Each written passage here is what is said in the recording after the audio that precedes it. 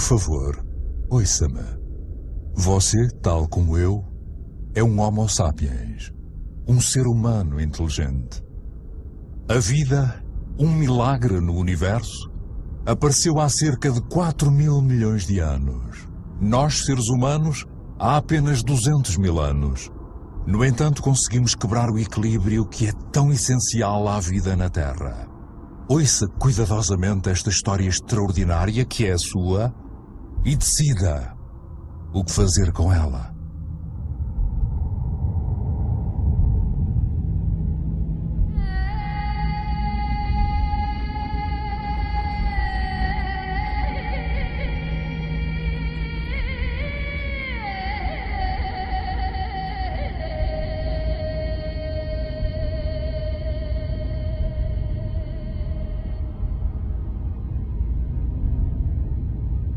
Estes são vestígios das nossas origens.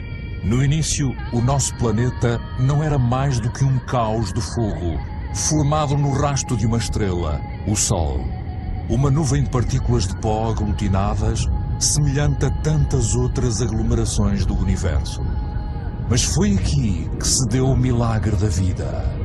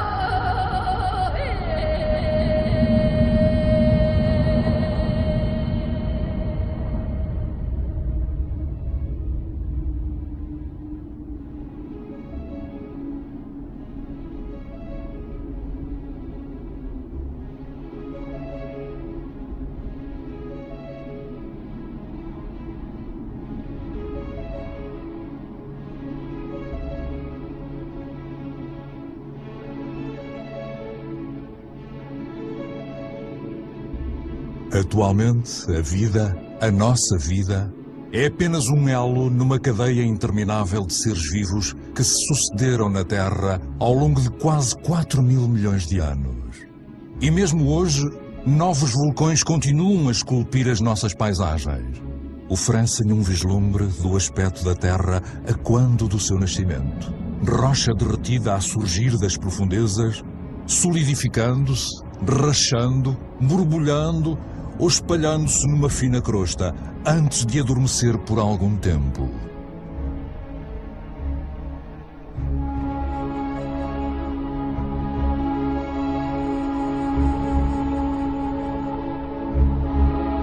Estas espirais de fumo que saem a rodopiar das entranhas da Terra são um testemunho da sua atmosfera original.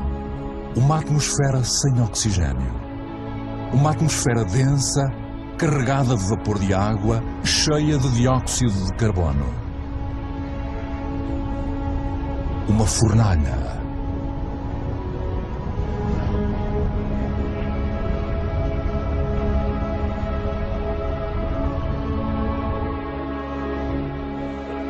Mas um futuro excepcional, oferecido pela água, aguardava a Terra.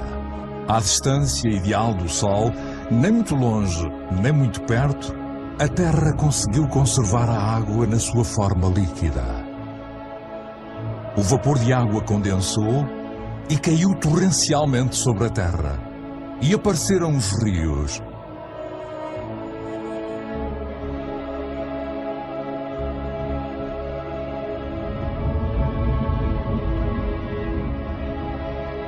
Os rios moldaram a superfície terrestre, abrindo canais, formando vales. Correram em direção aos locais mais baixos do globo para formarem os oceanos. Arrastaram minerais das rochas e gradualmente a água doce dos oceanos foi ficando carregada de sal.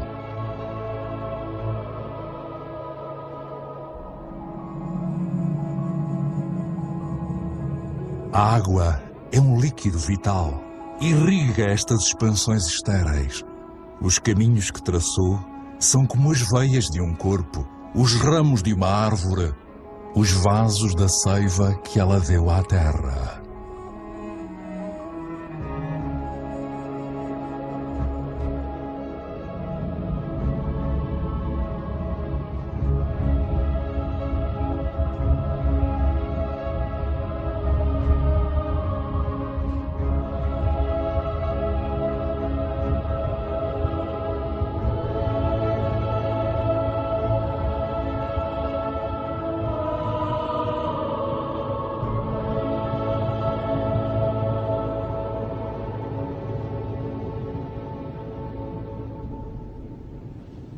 Quase 4.000 milhões de anos depois, algures na Terra, ainda podemos encontrar estas obras de arte deixadas pelas cinzas dos vulcões, misturadas com a água dos glaciares da Islândia.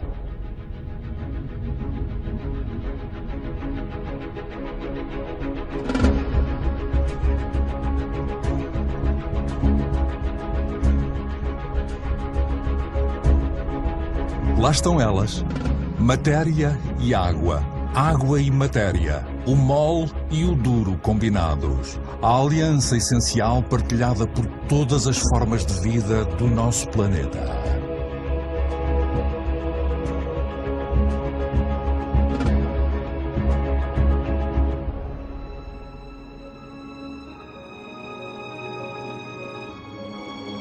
Os minerais e os metais são ainda mais antigos do que a Terra. São poeira estelar.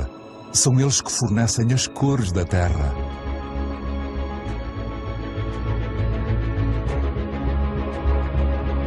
O vermelho do ferro, o negro do carbono, o azul do cobre, o amarelo do enxofre.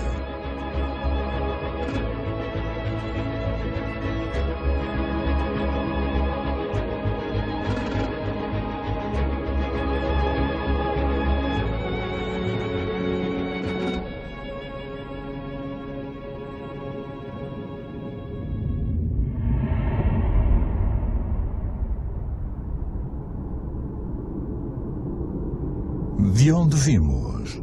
Onde é que surgiu a primeira centelha de vida? Verdadeiro milagre do tempo é existirem ainda hoje formas de vida primitivas em nascentes térmicas do globo. São elas as responsáveis pela cor. Chamam-se Archaebacteria.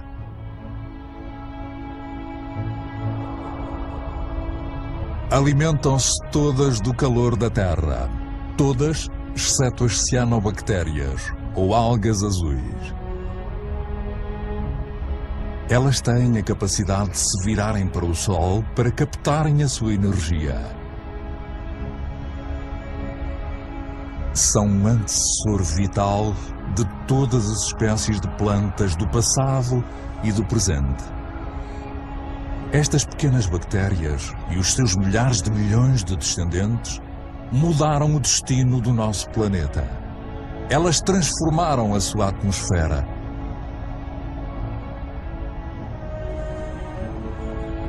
O que aconteceu ao carbono que envenenou a atmosfera? Ainda cá está, preso na crosta terrestre. Não há local em que se possa ler melhor este capítulo da história da Terra do que as paredes do Grand Canyon, no Colorado. Elas revelam cerca de 2.000 milhões de anos de história da Terra. Há muito tempo, o Grand Canyon era um mar habitado por micro-organismos.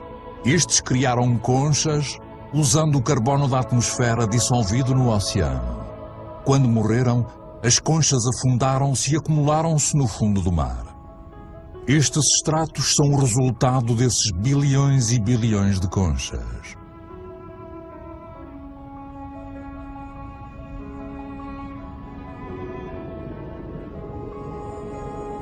Graças a eles, o carbono foi retirado da atmosfera e outras formas de vida puderam desenvolver-se.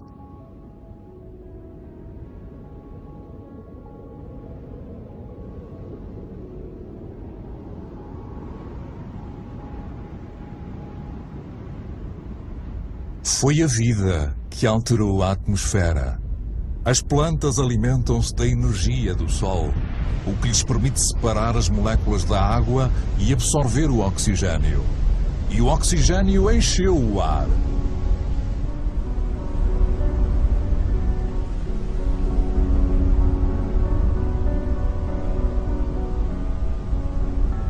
O ciclo da água na Terra é um processo de renovação constante.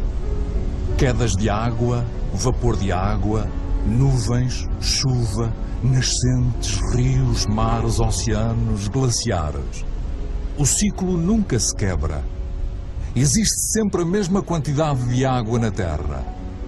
Todas as espécies que se sucederam na Terra beberam a mesma água. A água é uma matéria espantosa, uma das mais instáveis. Toma a forma líquida, como água corrente, gasosa, como vapor, ou sólida, como gelo.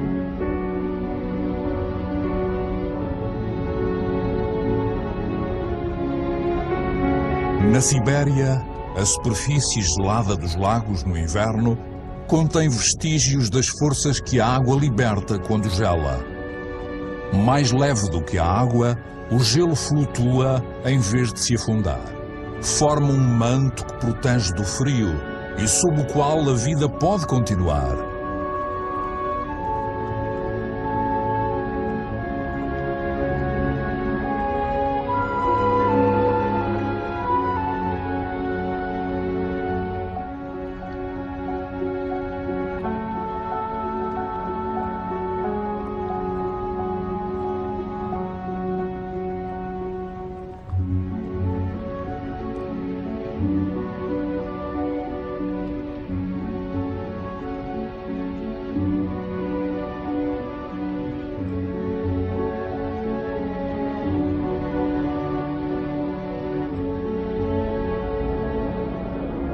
O motor da vida é a interligação. Tudo está ligado. Nada é autossuficiente. Água e ar são inseparáveis, unidos na vida e pela nossa vida na Terra. Assim, as nuvens formam-se sobre os oceanos e levam a chuva às massas de terra cujos rios transportam a água de volta aos oceanos. Partilhar é tudo.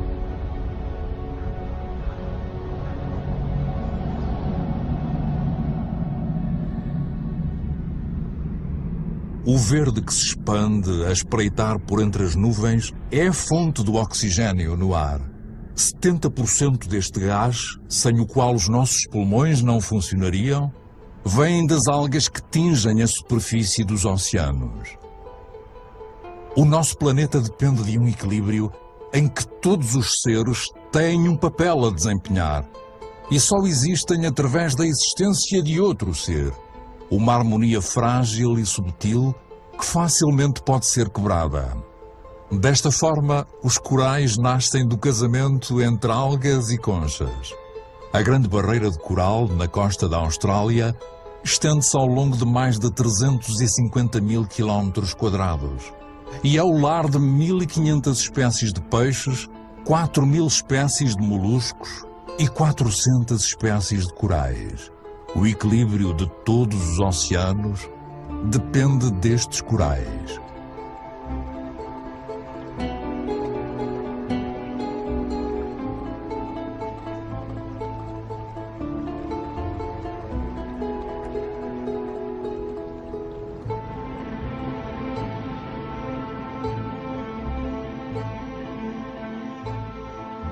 O tempo da Terra conta-se em milhares de milhões de anos.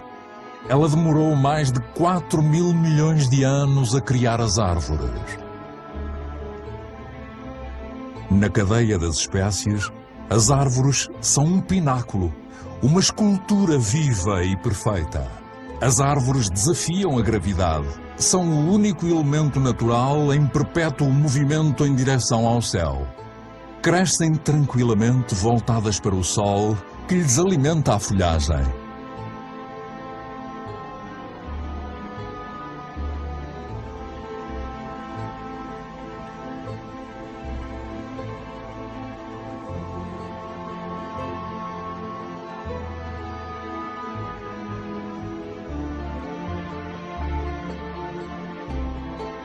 e herdaram das minúsculas cianobactérias a capacidade de captar a energia da luz. Armazenam-na e alimentam-se dela, transformando-a em madeira e folhas, que depois se decompõem numa mistura de água, minerais, vegetais e matéria viva. E assim, gradualmente, os solos, indispensáveis à vida, vão se formando.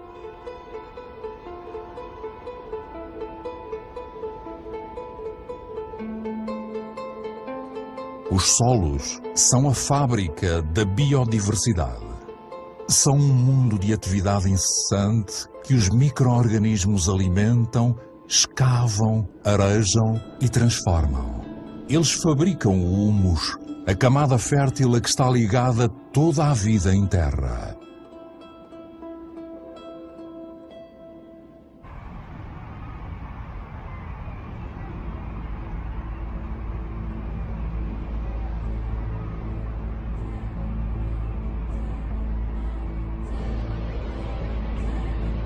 O que é que sabemos sobre a vida na Terra? Quantas espécies conhecemos? 1/10?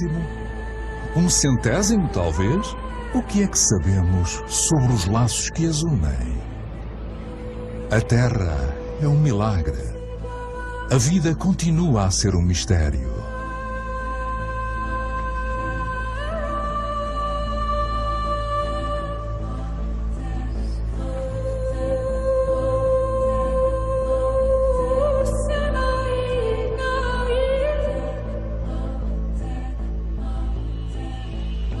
Formaram-se famílias de animais, unidas por hábitos e rituais que sobrevivem até à atualidade.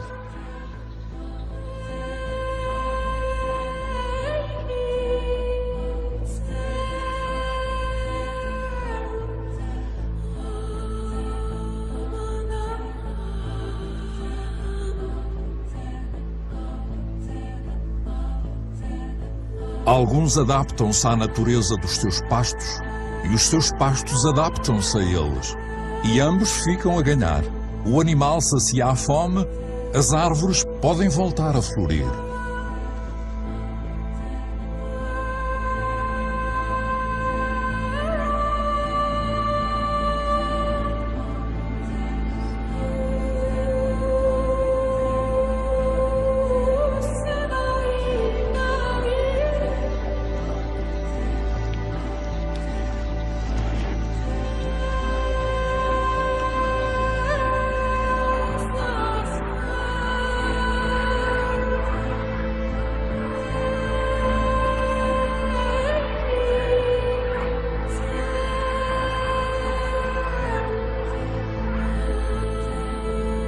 Na grande aventura da vida na Terra, todas as espécies têm um papel.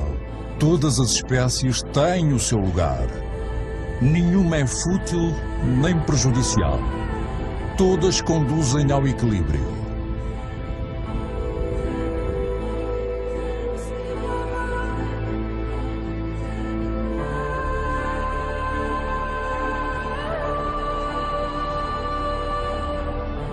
E é aí que você, Homo sapiens, humano inteligente, entra na história. Você beneficia de um fabuloso legado com 4.000 milhões de anos deixado pela Terra.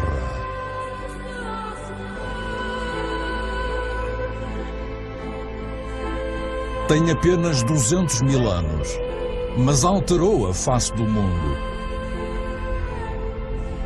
Apesar da sua vulnerabilidade, apoderou-se de todos os habitats e conquistou fatias de território como nenhuma outra espécie antes.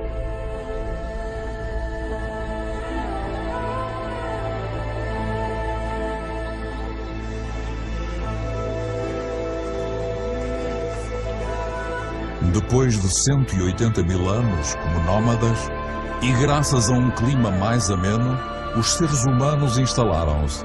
Deixaram de depender da caça para sobreviver.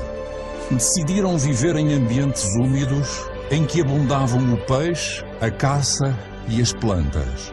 Existia uma combinação de terra, água e vida.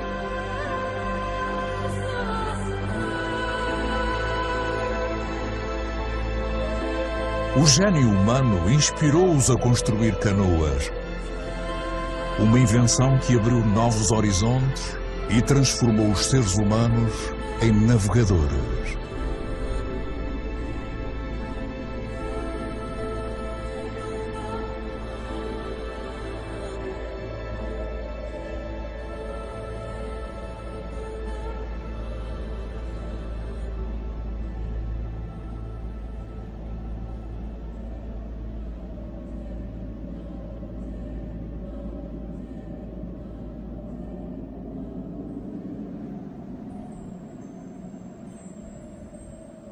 Mesmo atualmente, a maior parte da humanidade vive nas linhas costeiras dos continentes ou nas margens de rios e lagos.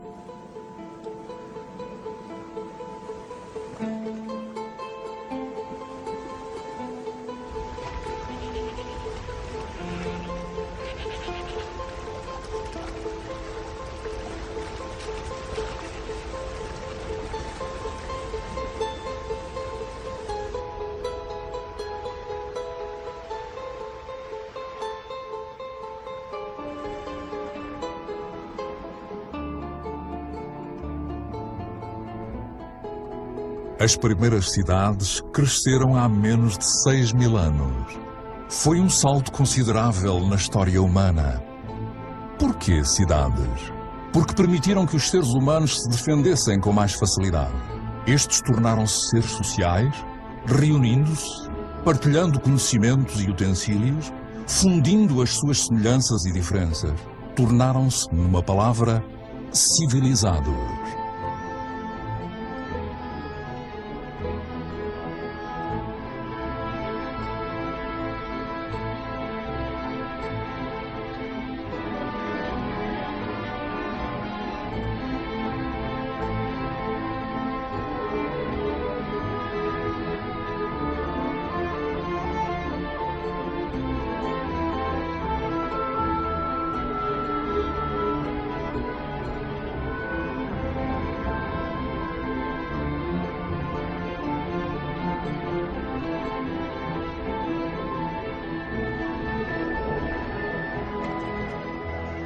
Mas a única energia de que dispunham era a que lhes fornecia a natureza e a força dos seus braços. Foi essa a história da humanidade durante milhares de anos. Ainda o é, para uma em cada 4 pessoas. Mais de 1,5 mil milhões de seres humanos. Mais do que a população de todos os países ricos juntos.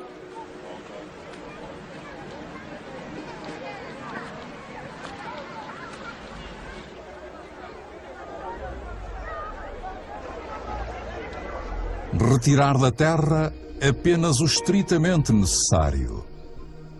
Durante muito tempo, a relação entre os humanos e o planeta foi equilibrada. Durante muito tempo, a economia parecia uma aliança natural e equitativa.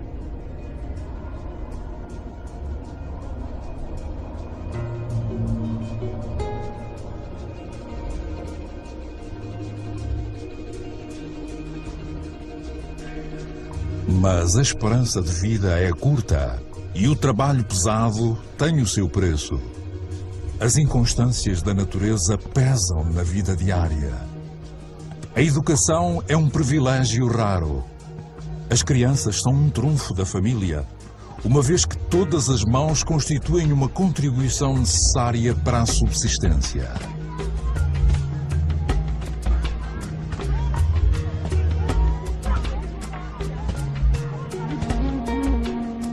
A terra alimenta as pessoas, veste-as e fornece-lhes tudo aquilo de que necessitam diariamente. Tudo vem da terra.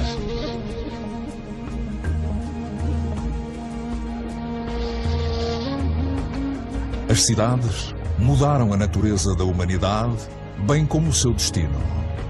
O agricultor tornou-se artesão, comerciante ou vendedor ambulante. O que a terra dá ao agricultor, o habitante da cidade compra, vende ou troca.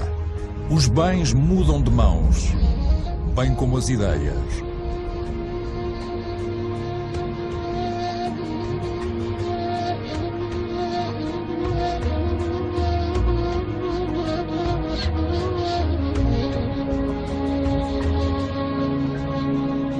A genialidade da humanidade é ter mantido sempre a noção da sua fraqueza. Os seres humanos tentaram alargar as fronteiras do seu território, mas conheciam os seus limites.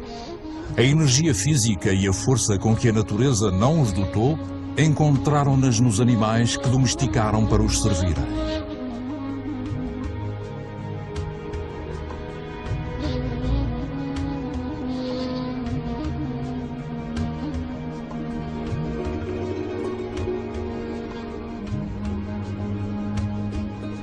Mas como é que se pode conquistar o mundo de estômago vazio? A invenção da agricultura transformou o futuro da espécie humana, que de antes não passava de animais selvagens em busca de alimento. A agricultura deu uma reviravolta na sua história. Foi a primeira grande revolução. Desenvolvida há cerca de 8 a 10 mil anos, mudou a sua relação com a natureza.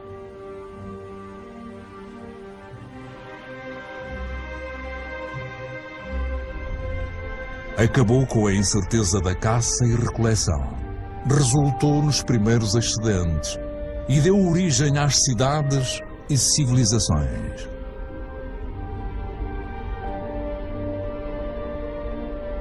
Os humanos controlaram a energia de certas espécies de animais e plantas para fins agrícolas, acabando por extrair daí benefícios. A lembrança de milhares de anos a procurar comida desvaneceu-se. Aprenderam a adaptar os cereais, que são o fermento da vida, a diferentes solos e climas. Aprenderam a aumentar a produção e a multiplicar a variedade.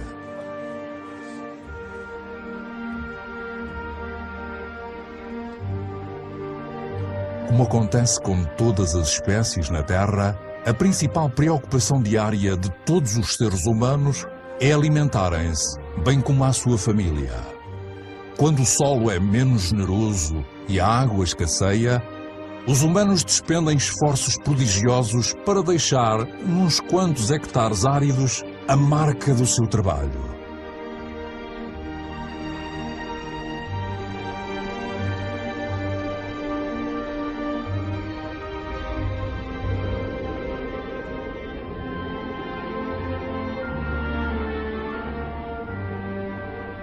Os humanos moldaram a terra com a paciência e a devoção que ela exige, num ritual quase de sacrifício, infindavelmente repetido.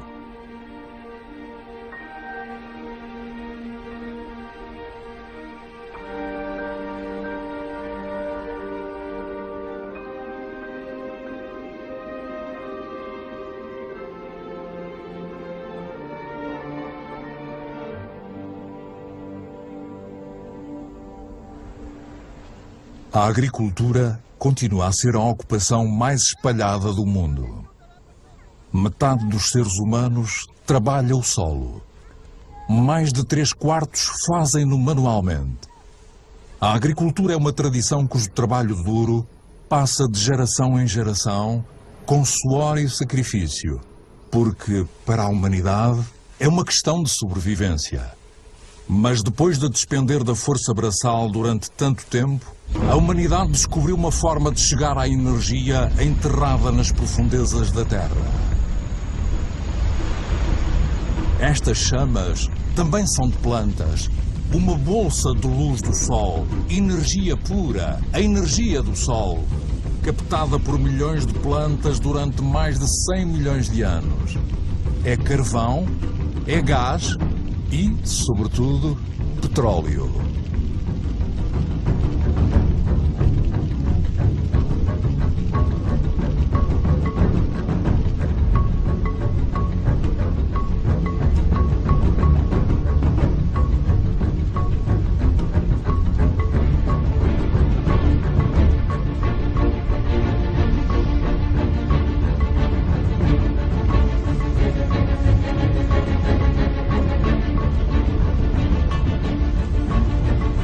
E esta bolsa de luz solar libertou os seres humanos do seu sacrifício na Terra. Com o petróleo, começou a era dos humanos que se libertaram dos grilhões do tempo. Com o petróleo, alguns adquiriram confortos sem precedentes.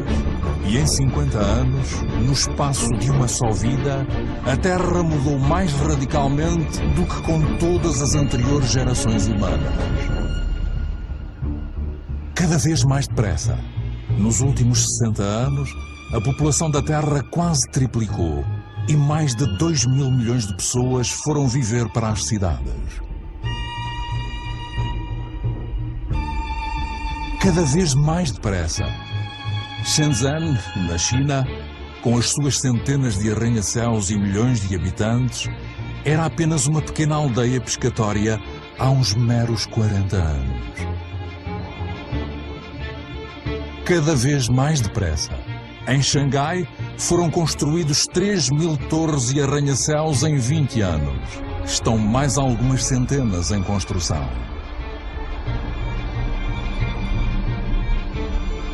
Atualmente, mais de metade dos 7 mil milhões de habitantes do mundo vivem em cidades.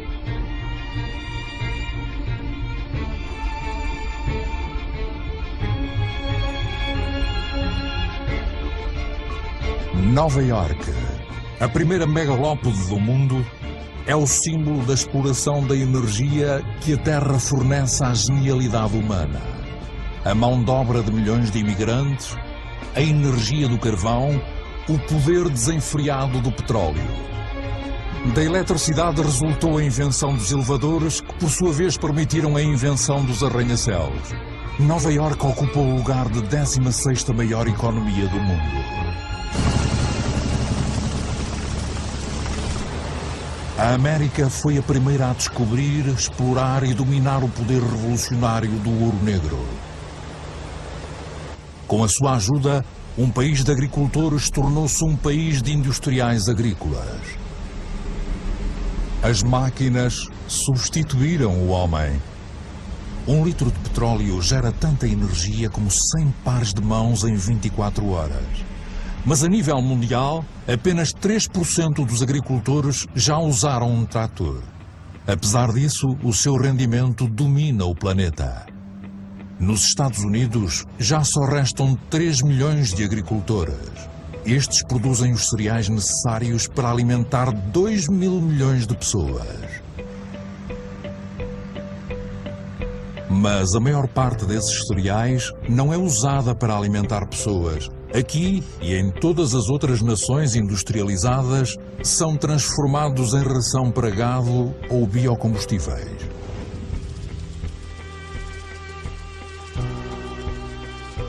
A energia da bolsa de luz solar afastou o espectro da seca que assombrava os terrenos agrícolas. Nenhuma nascente escapa às exigências da agricultura, que soma 70% da água consumida pela humanidade. Na natureza, tudo está ligado. A expansão dos terrenos cultivados e as culturas únicas encorajaram o desenvolvimento de parasitas. Os pesticidas, outro presente da revolução petroquímica, exterminaram-nos. As más colheitas e a fome tornaram-se uma recordação distante. A maior dor de cabeça passou a ser o que fazer com os excedentes gerados pela agricultura moderna.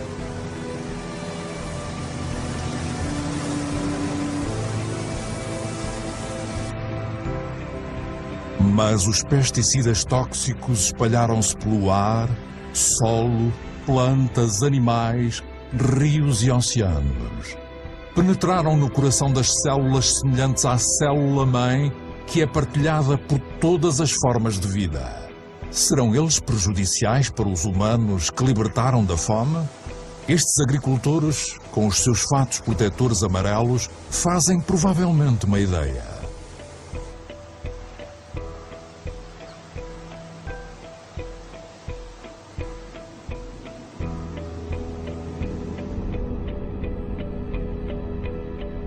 A nova agricultura aboliu a dependência dos solos e das estações do ano. Os fertilizantes originaram resultados sem precedentes em pedaços de terra até então ignorados. As culturas adaptadas a solos e climas cederam lugar a variedades mais produtivas e de fácil transporte. E assim, no último século, 3/4 das variedades desenvolvidas pelos agricultores ao longo de milhares de anos desapareceram. Tão longe quanto a vista alcança, fertilizante por baixo, plástico por cima, as estufas de Almeria, em Espanha, são a horta da Europa. Uma cidade de vegetais de tamanho uniformizado aguarda diariamente as centenas de caminhões que os levarão para os supermercados do continente. Quanto mais um país se desenvolve, mais carne os seus habitantes consomem. Como é que a crescente procura global pode ser satisfeita sem recorrermos a uma pecuária que se assemelha a campos de concentração? Cada vez mais depressa, como o ciclo de vida do gado, que pode nunca chegar a ver um prado. Produzir carne mais depressa que o animal tornou-se uma rotina cotidiana.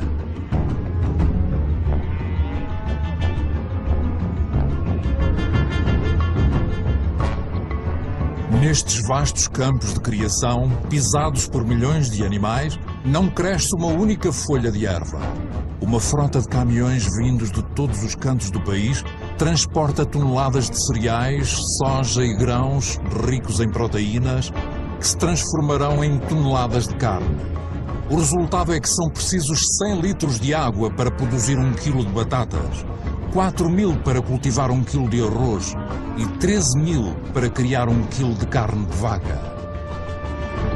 Já para não falar do petróleo usado no processo de produção e transporte.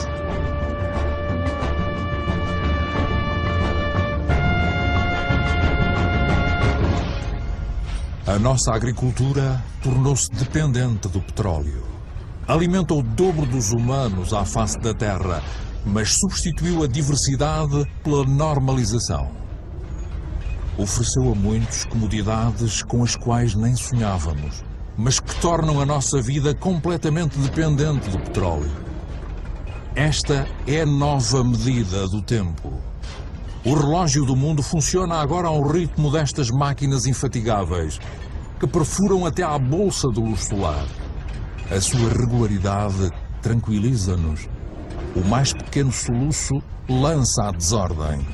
Todo o planeta está atento aos metrónomos das nossas esperanças e ilusões. As mesmas esperanças e ilusões que proliferam juntamente com as nossas necessidades, desejos cada vez mais insaciáveis e prodigalidade. Sabemos que o fim do petróleo barato está iminente, mas recusamo-nos a acreditar. Para muitos de nós, o sonho americano é personificado por um nome lendário: Los Angeles. Nesta cidade que se estende por 100 km, o número de carros é quase equivalente ao número de habitantes.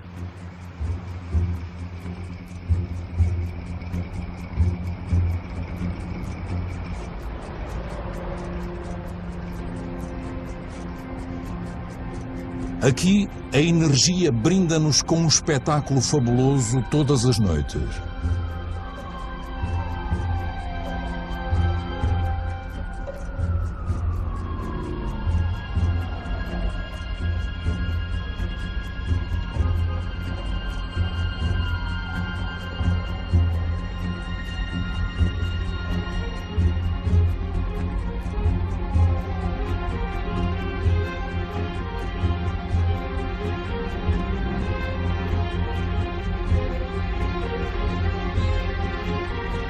Os dias parecem não ser mais do que o pálido reflexo das noites que transformam a cidade num céu estrelado, cada vez mais depressa. As distâncias já não são medidas em quilómetros, mas sim em minutos. O automóvel dá forma a novas periferias, onde cada casa é um castelo, a uma distância segura dos centros urbanos asfixiantes, e onde fileiras organizadas de casas se amontoam em redor de ruas sem saída. O modelo de alguns países sortudos tornou-se o sonho universal preconizado por televisões espalhadas pelo mundo inteiro. Até aqui, em Pequim, esse sonho foi clonado, copiado e reproduzido nestas casas formatadas que fizeram com que os pagodes desaparecessem do mapa.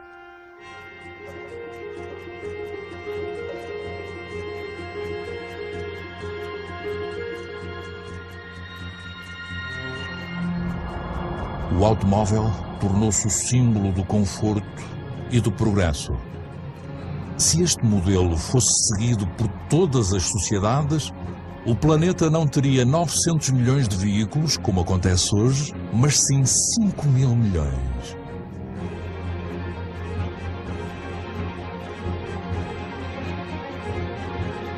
Cada vez mais depressa. Quanto mais o mundo se desenvolve, maior se torna a sua sede de energia. Em toda a parte as máquinas escavam, perfuram e arrancam da terra os pedaços de estrelas enterrados nas suas profundezas desde a criação, os minerais.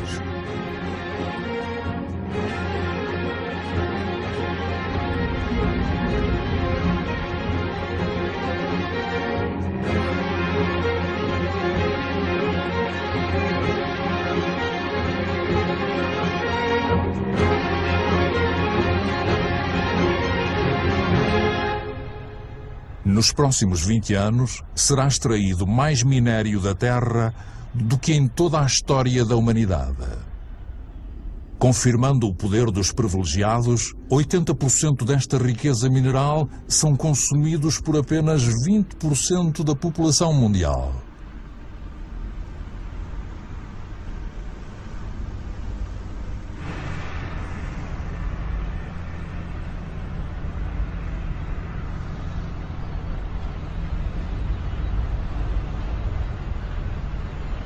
Antes do final deste século, a extração excessiva de minério terá esgotado quase todas as reservas do planeta.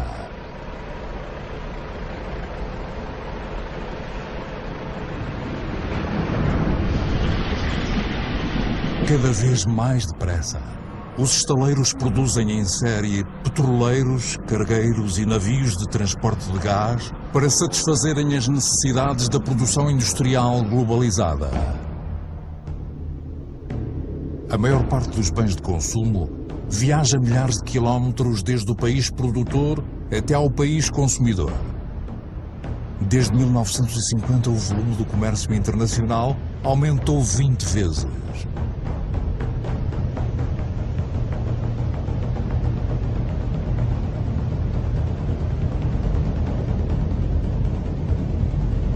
« 90% do comércio são feitos por via marítima. São transportados 500 milhões de contentores todos os anos, com destino aos maiores centros de consumo do mundo, como o Dubai. O Dubai é um dos maiores locais de construção do mundo, um país onde o impossível se torna possível. Construir ilhas artificiais no mar, por exemplo.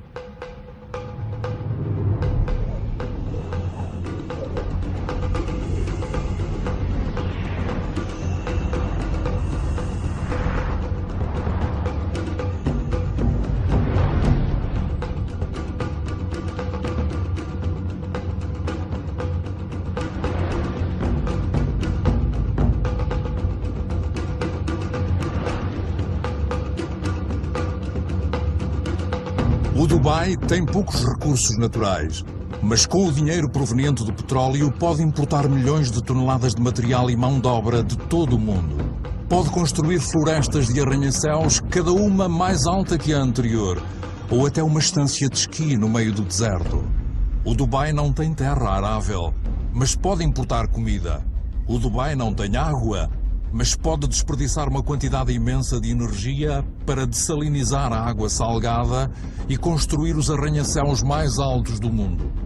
O Dubai tem quantidades intermináveis de luz solar, mas não tem painéis solares. É a cidade dos excessos, onde os sonhos mais impensáveis se tornam realidade. O Dubai é uma espécie de culminar do modelo ocidental, com o seu tótem de 800 metros à modernidade total, que não para de impressionar o mundo. Exagerado? Talvez. O Dubai parece ter feito a sua escolha. É uma espécie de farol para todo o dinheiro do mundo.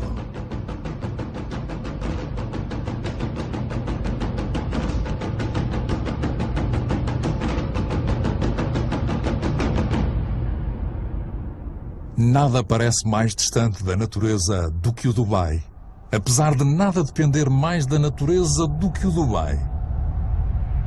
A cidade apenas segue o modelo dos países ricos, ainda não percebemos que estamos a esgotar o que a natureza nos oferece.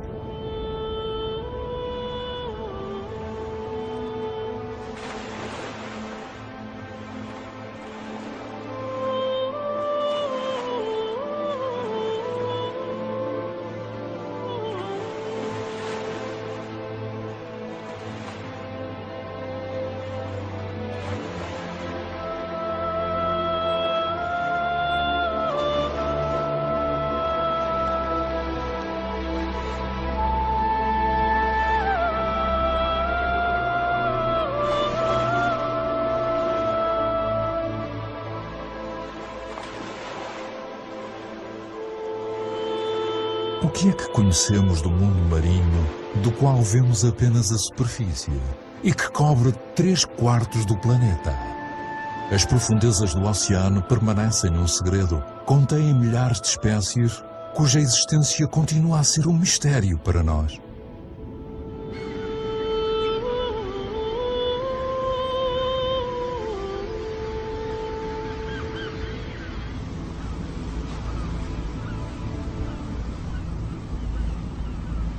Desde 1950, a captura de peixe quintuplicou, de 18 para 100 milhões de toneladas métricas por ano. Milhares de navios-fábrica estão a esvaziar os oceanos.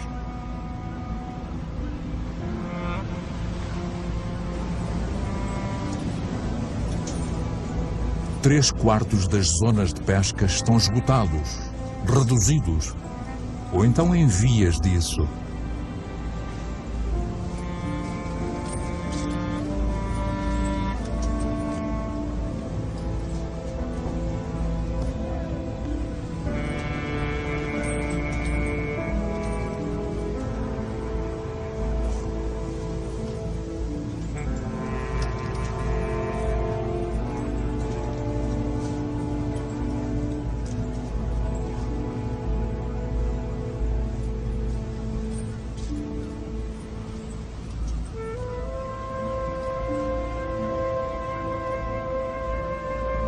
A maior parte dos peixes grandes deixou de existir, uma vez que não tem tempo para se reproduzir. Estamos a destruir o ciclo da vida que nos foi oferecida.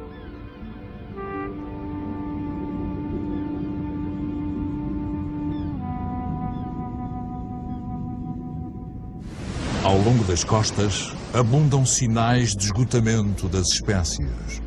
O primeiro sinal é que as colónias de mamíferos marinhos estão a ficar mais pequenas, mais vulneráveis devido à urbanização das costas e à poluição, enfrentam agora uma nova ameaça: a fome. Na sua batalha injusta contra as frotas de pesca industrial, não conseguem encontrar peixe suficiente para alimentarem as suas crias.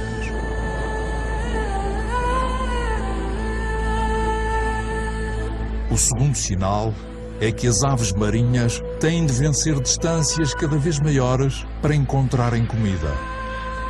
A continuarmos ao ritmo atual, todas as reservas de peixe poderão vir a esgotar-se.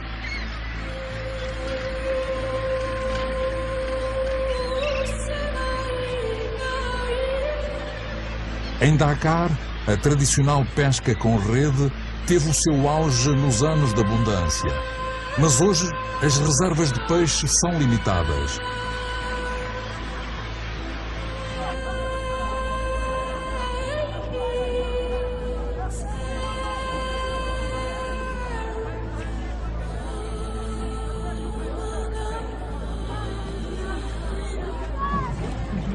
O peixe é a dieta principal de 1 em cada 5 seres humanos.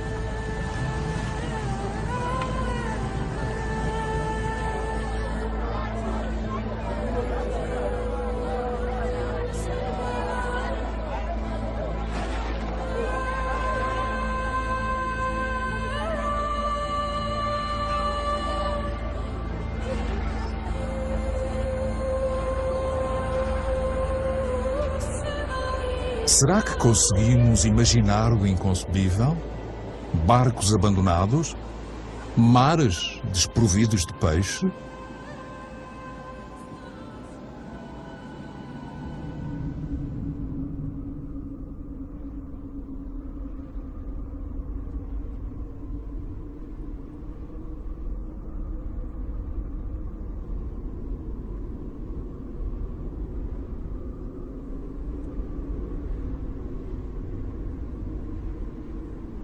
Esquecemo-nos que os recursos são escassos. 500 milhões de humanos vivem nas zonas desertas do planeta, mais do que a população total da Europa. Eles sabem qual o valor da água, sabem como usá-la de forma moderada. Aqui dependem de poços reabastecidos com água fóssil que se acumulou debaixo da terra nos tempos em que chovia nestes desertos há 25 mil anos.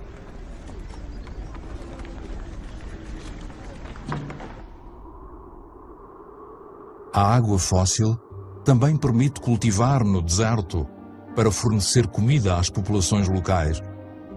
A forma circular dos campos deve-se aos canos que os irrigam em redor de um eixo central.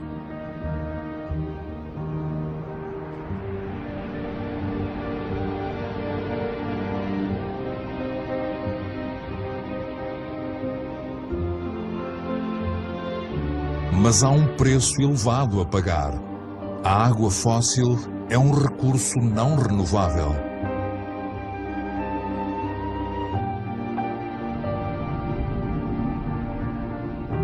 Na Arábia Saudita, o sonho da agricultura industrial no deserto desvaneceu-se.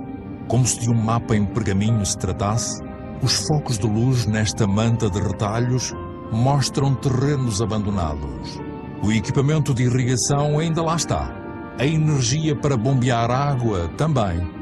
Mas as reservas de água fóssil estão seriamente reduzidas.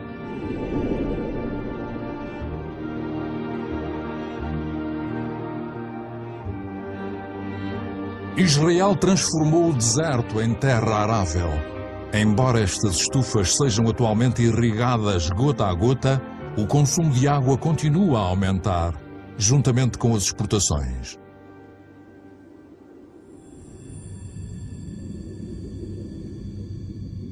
O outrora grandioso Rio Jordão é agora apenas um riacho. A água voou para os supermercados de todo o mundo em caixotes de fruta e legumes.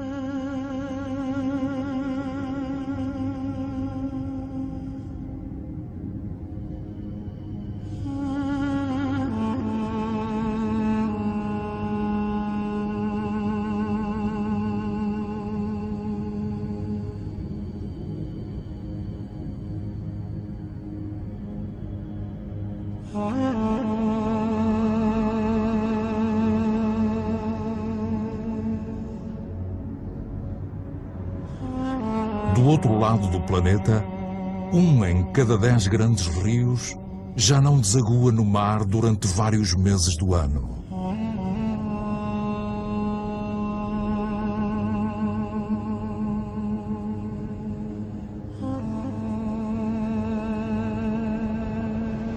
O Mar Morto deve o seu nome à sua salinidade incrivelmente elevada, que torna impossível qualquer forma de vida. Privado da água do Jordão, o seu nível desce mais de 1 metro por ano. A salinidade está a aumentar. A evaporação provocada pelo calor produz estas delicadas ilhas de sal, ou evaporitos, bonitas, mas estéreis.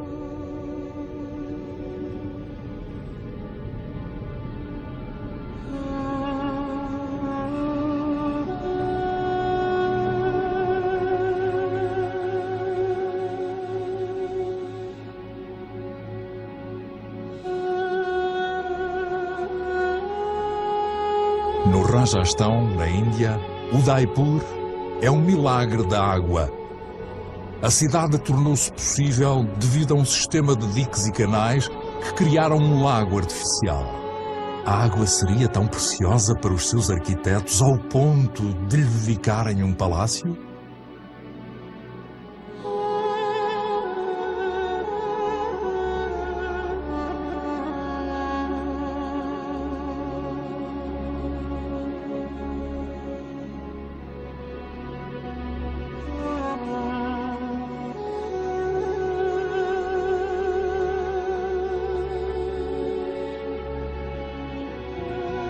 A Índia arrisca-se a ser o país que mais vai sofrer com a falta de água no próximo século.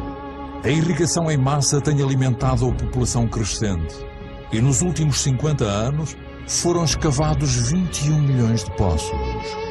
No entanto, a vitória contra a fome tem uma desvantagem. Em muitas partes do país, as perfuradoras têm de ir cada vez mais fundo para encontrarem água. Na Índia Ocidental foram abandonados 30% dos poços. Os aquíferos subterrâneos estão a secar.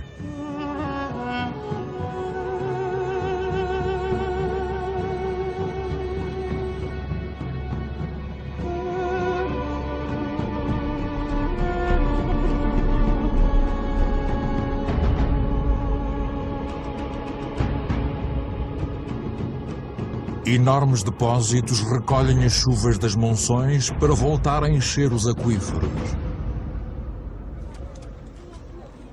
Na estação seca, as mulheres das aldeias locais escavam-nos com as próprias mãos.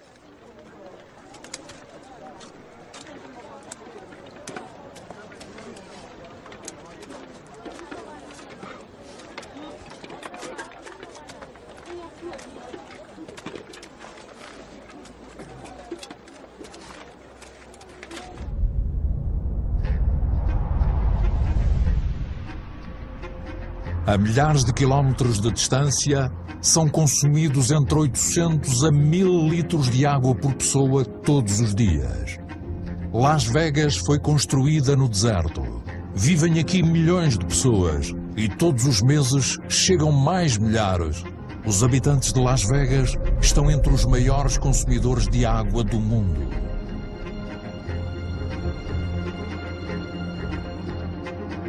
Palm Springs é outra cidade deserta, com vegetação tropical e campos de golfe exuberantes.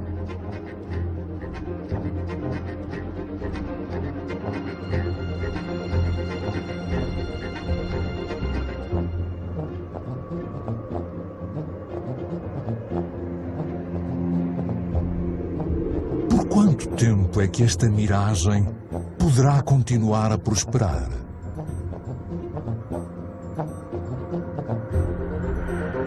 A Terra não aguenta este ritmo. O rio Colorado, que fornece água a estas cidades, é um dos rios que já não desagua no mar.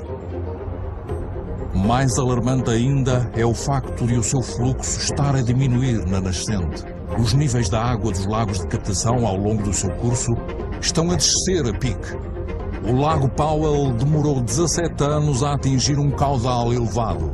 O seu nível está agora à metade disso.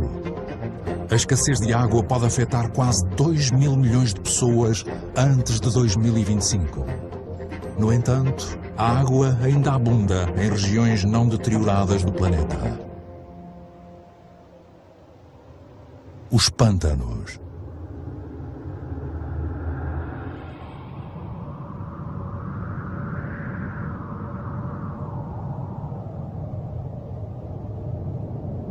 Estes pântanos são cruciais para toda a vida na Terra. Representam 6% do planeta. Os charcos são esponjas que regulam o fluxo da água. Absorvem-na na estação das chuvas e libertam-na na estação seca.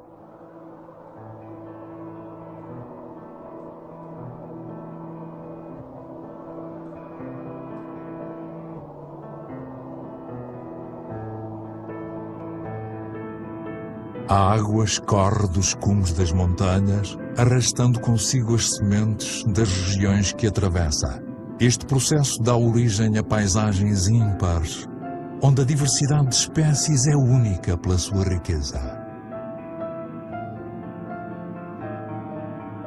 Por baixo das águas tranquilas, reside uma autêntica fábrica onde a abundância e a diversidade, intimamente ligadas, filtram pacientemente a água e digerem toda a poluição.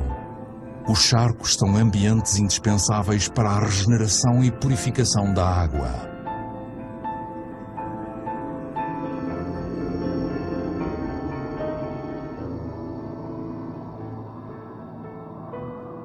Estes pântanos sempre foram encarados como vastidões insalubres, pouco indicadas para serem habitadas por seres humanos. Na nossa corrida para conquistar mais terra, reclamámo-los como pasto para o nosso gado, ou como terra para a agricultura ou construção.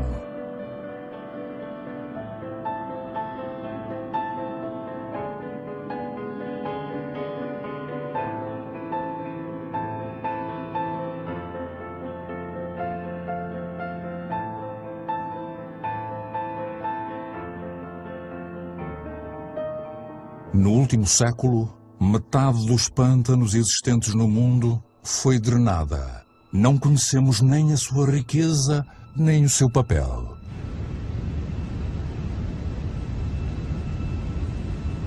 Toda a matéria viva está ligada. A água, o ar, o solo, as árvores. A magia do mundo está mesmo à frente dos nossos olhos.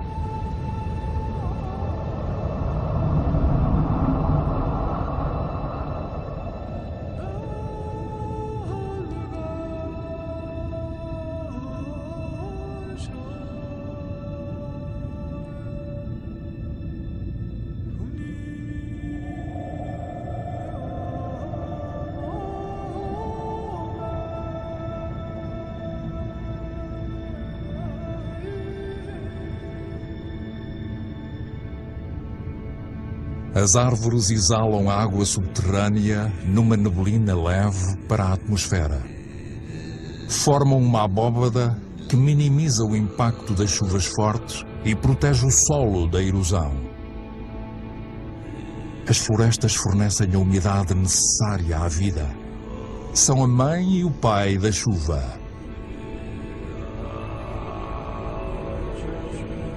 As florestas armazenam carbono que contêm em mais abundância do que toda a atmosfera da Terra. São a pedra angular do equilíbrio climático, do qual todos dependemos.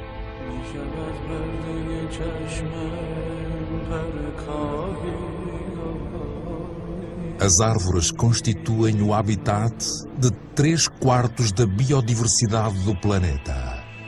Isto é, de toda a vida na Terra. Todos os anos descobrimos novas espécies que não fazíamos ideia que existiam. Insetos, pássaros, mamíferos.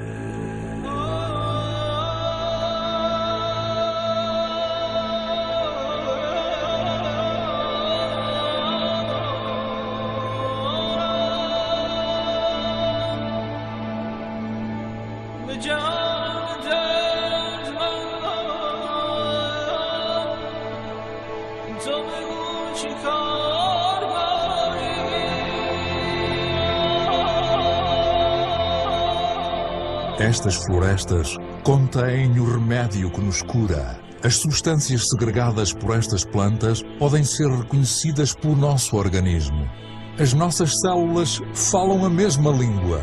Fazemos parte da mesma família.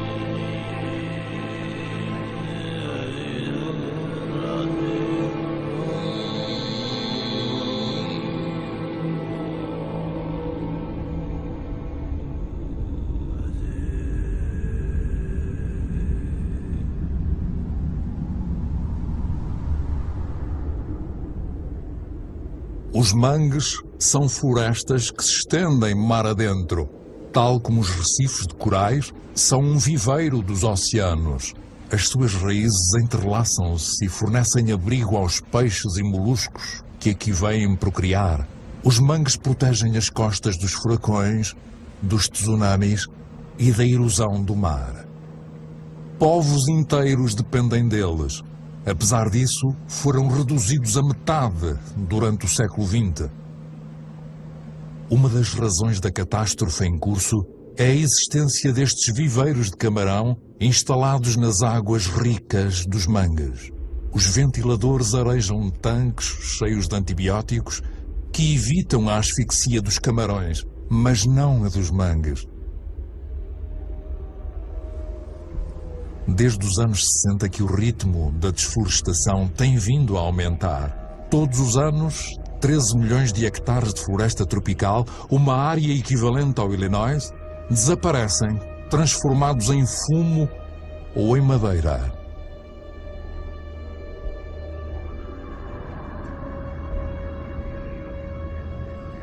A maior floresta tropical do mundo, a Amazónia, já foi reduzida em 20%. A floresta dá lugar a ranchos de gado ou ao cultivo de soja. 95% dessa soja são usados para alimentar o gado e aves domésticas da Europa e da Ásia.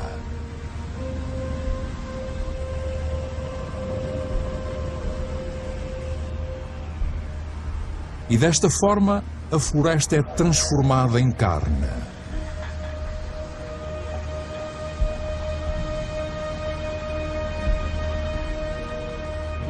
Quando queimadas, as florestas e os seus solos libertam quantidades imensas de carbono, o que constitui 20% dos gases com efeito de estufa libertados em todo o planeta.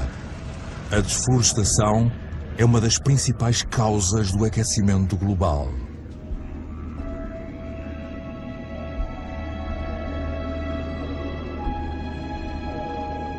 Milhares de espécies desaparecem para sempre. E com elas, quebra-se um dos elos da longa cadeia da evolução. A informação sobre a matéria viva de onde vieram perde-se para sempre.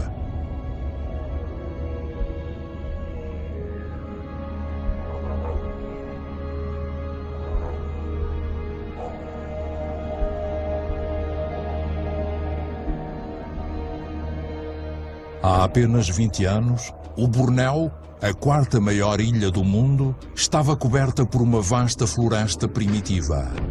Ao ritmo atual de desflorestação, esta terá desaparecido completamente em apenas 10 anos. A matéria viva estabelece a interligação entre a água, o ar, a terra e o sol. No Bornéu, esta ligação foi interrompida naquela que era uma das maiores reservas de biodiversidade do mundo.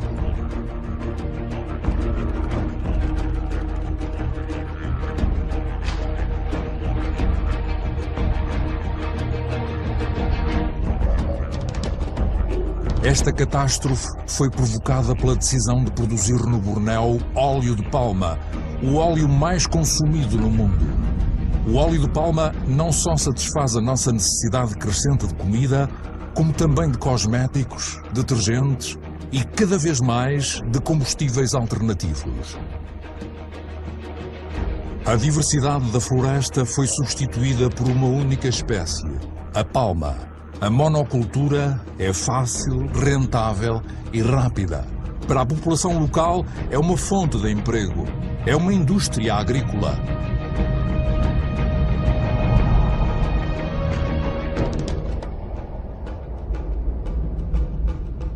Outro exemplo de desflorestação em massa é o eucalipto. O eucalipto é utilizado para fazer pasta de papel. As plantações crescem cada vez mais, visto que o consumo de papel quintuplicou em apenas 50 anos.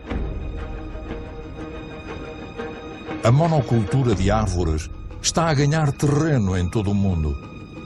Mas uma monocultura não é uma floresta. Como a própria definição indica, tem muito pouca diversidade. Uma floresta não substitui outra floresta. Na base destes eucaliptos não cresce nada, porque as suas folhas formam uma camada que é tóxica para a maioria das plantas. Crescem rapidamente, mas esgotam as reservas de água.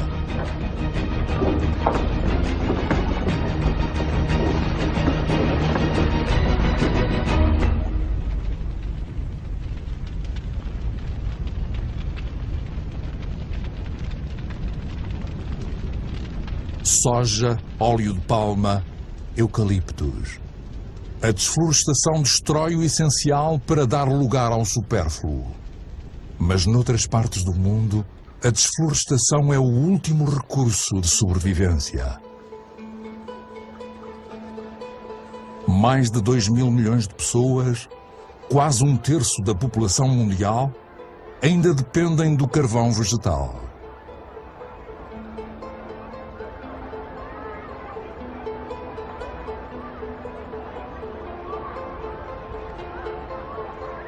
No Haiti, um dos países mais pobres do mundo, o carvão vegetal é um dos principais bens de consumo da população. Outrora a pérola das Caraíbas, O Haiti já não consegue alimentar a sua população sem ajuda do estrangeiro.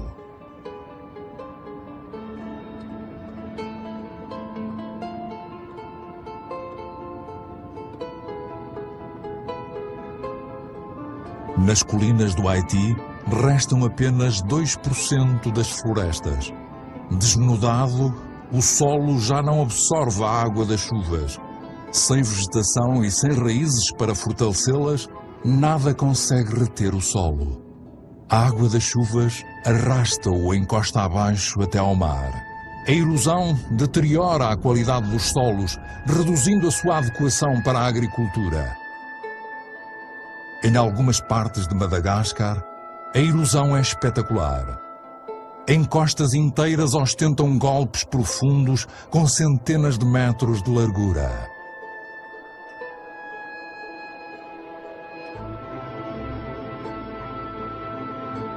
Fino e frágil, o solo é composto por matéria viva. Com a erosão, a fina camada de humus, que levou milhares de anos a formar-se, desaparece.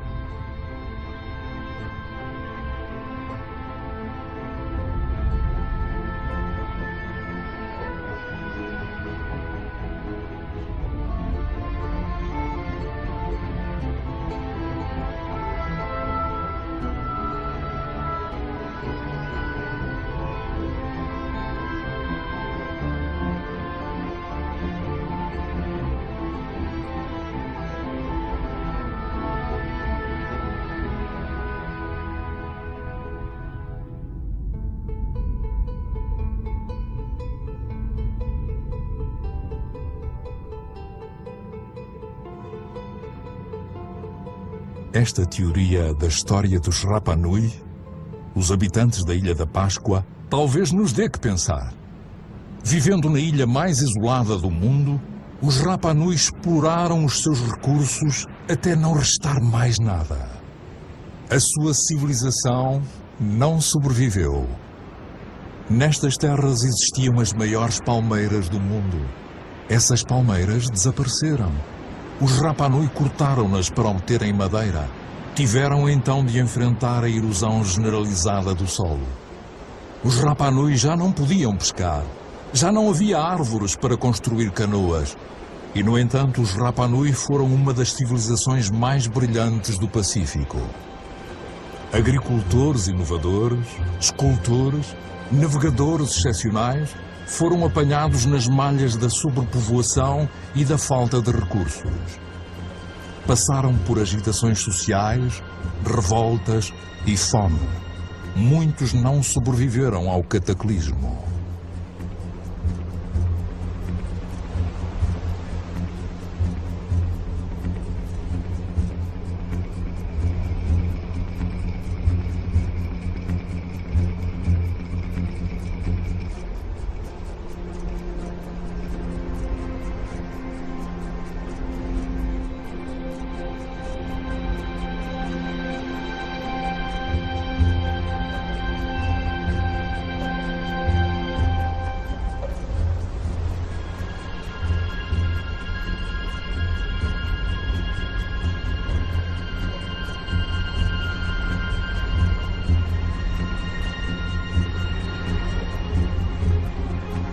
O verdadeiro mistério da Ilha da Páscoa não é a forma como estas estranhas estátuas vieram equiparar.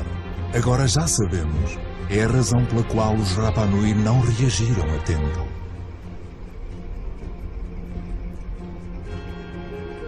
É apenas uma de várias teorias, mas tem particular relevância para nós nos dias que correm. Desde os anos 50 que a população mundial quase triplicou. E desde 1950 alterámos mais a nossa ilha, a Terra, do que nos 200 mil anos da nossa história.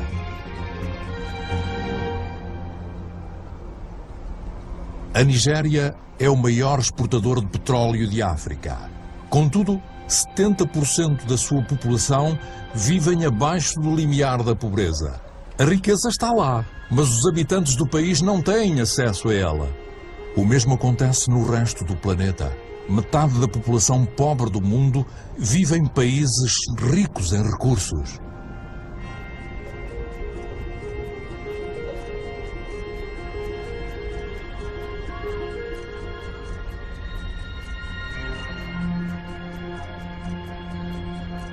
O nosso modelo de desenvolvimento não cumpriu as suas promessas. Em 50 anos, o fosso entre ricos e pobres intensificou-se mais do que nunca. Atualmente, metade da riqueza mundial encontra-se nas mãos dos 2% mais ricos da população. Será que tamanhas disparidades podem continuar? São elas a causa de migrações populacionais de cuja escala ainda não nos apercebemos verdadeiramente. A cidade de Lagos tinha 700 mil habitantes em 1960. Esse número terá aumentado para 16 milhões em 2025. Lagos é uma das megalópodes com uma das maiores taxas de crescimento do mundo. Os recém-chegados são maioritariamente camponeses que foram obrigados a abandonar as suas terras por razões económicas ou demográficas ou devido à diminuição dos recursos. Este é um tipo de crescimento urbano radicalmente novo, motivado pela necessidade de sobreviver e não de prosperar. Todas as semanas, mais de 1 milhão de pessoas é somado às populações das cidades mundiais.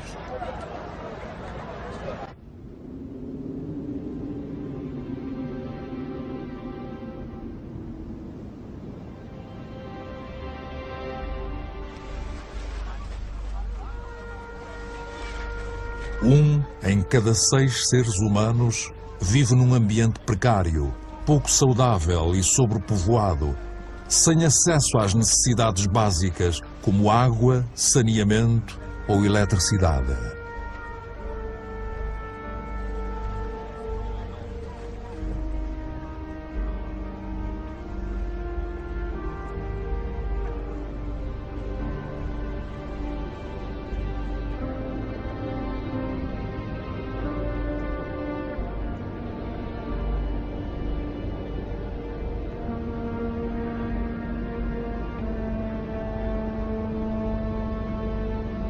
A fome alastra de novo, afeta quase 1.000 milhões de pessoas.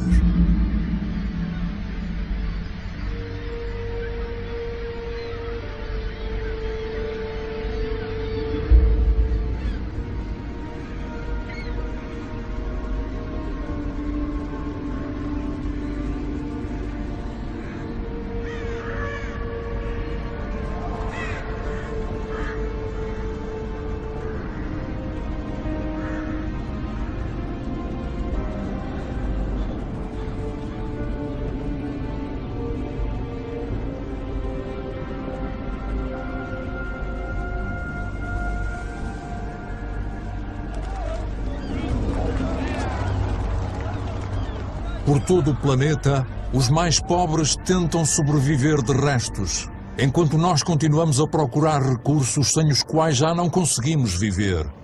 Procuramos cada vez mais longe, em regiões e territórios nunca antes tocados, que são cada vez mais difíceis de explorar.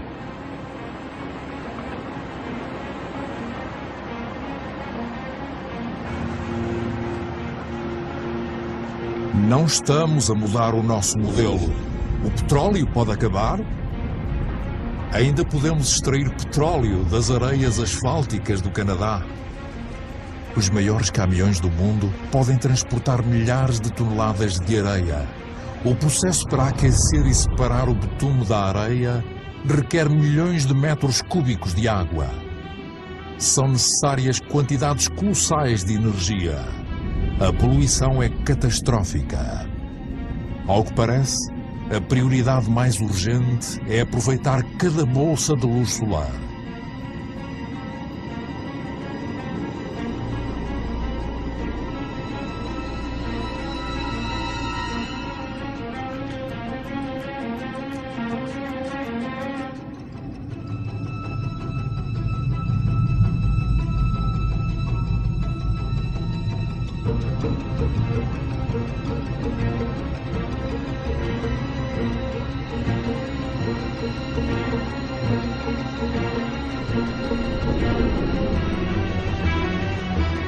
Os nossos petroleiros estão a ficar cada vez maiores.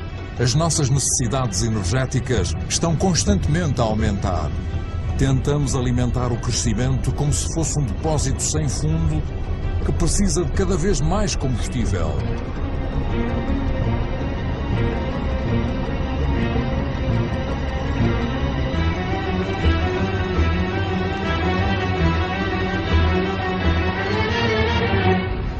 Tudo se prende com o carbono.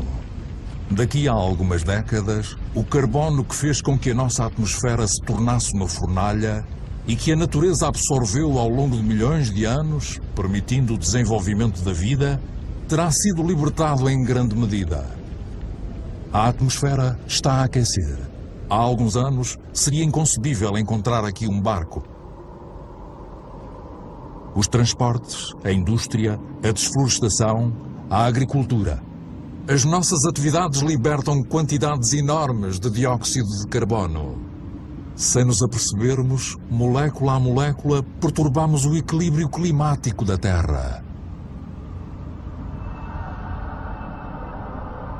Todos os olhos estão postos nos polos, onde os efeitos do aquecimento global são mais visíveis.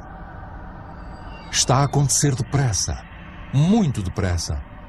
A passagem noroeste que liga a América, a Europa e a Ásia através do polo está a abrir-se. A calota de gelo do Ártico está a derreter. Com o efeito do aquecimento global, a calota de gelo perdeu 40% da sua espessura em 40 anos. A sua área de superfície diminui todos os anos no verão. Pode desaparecer antes de 2030. Algumas previsões avançam até 2015. Em breve, estas águas estarão sem gelo durante vários meses por ano, no verão.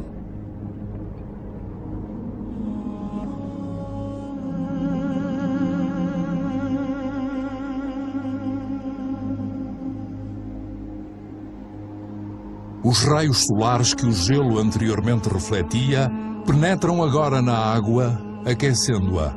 O ritmo do processo de aquecimento aumenta.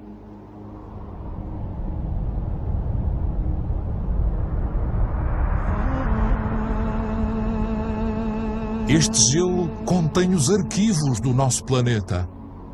A concentração de dióxido de carbono não era tão alta há várias centenas de milhares de anos.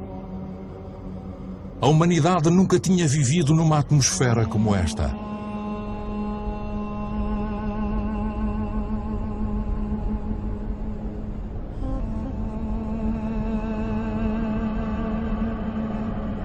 Estará a exploração excessiva dos recursos a ameaçar a vida de todas as espécies? As alterações climáticas acentuam a ameaça. Em 2050, 1/4 das espécies terrestres poderá estar em vias de extinção. Nestas regiões polares, o equilíbrio natural já foi afetado.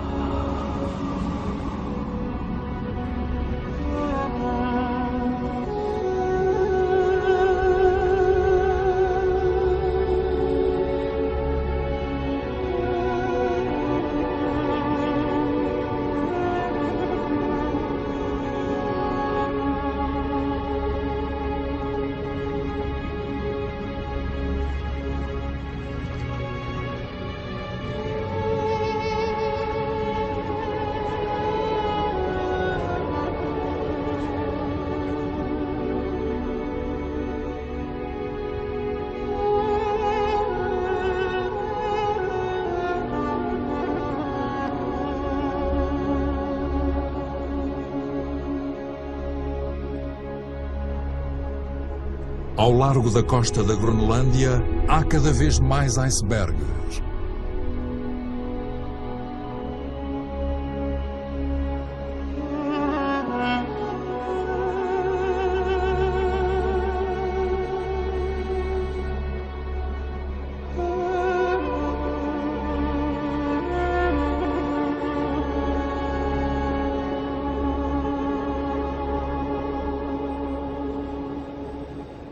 Em redor do Polo Norte, a calota polar perdeu 30% da sua área de superfície em 30 anos. Mas à medida que a Groenlândia se torna mais quente, a água doce de um continente inteiro é escoada para a água salgada dos oceanos. O gelo da Groenlândia contém 20% da água doce de todo o planeta. Se derreter, os níveis da água do mar vão aumentar em cerca de 7 metros.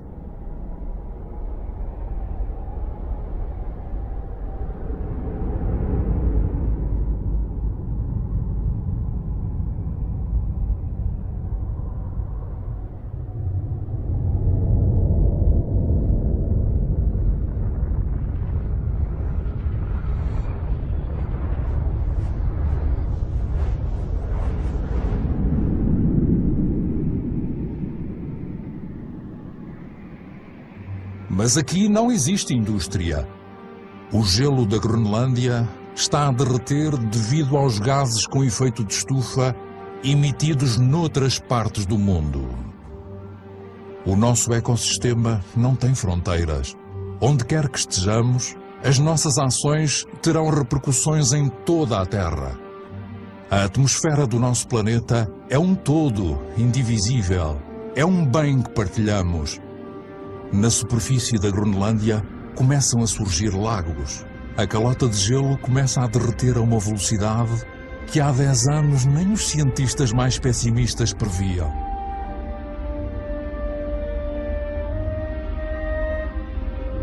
É cada vez maior o número desses rios alimentados por glaciares que começam a juntar-se e infiltrar-se através da superfície.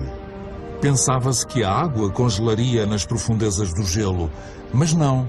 Ela flui por baixo do gelo, empurrando-o para o mar, onde acaba por se fragmentar em icebergs.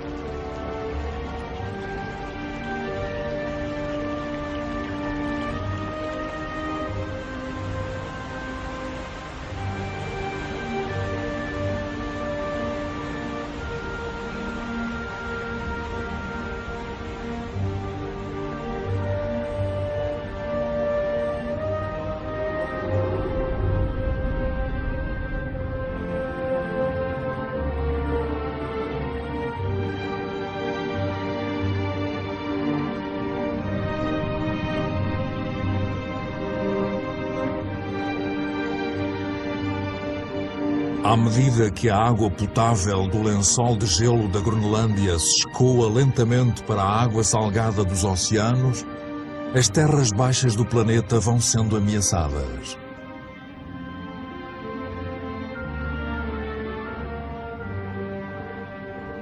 O nível do mar está a subir. A expansão da água devido ao calor causou só no século XX um aumento de 20 centímetros. Tudo se torna instável. Os recifes de corais, por exemplo, são extremamente sensíveis à mínima oscilação da temperatura da água. 30% dos recifes desapareceram. Eles são um elo essencial na cadeia das espécies.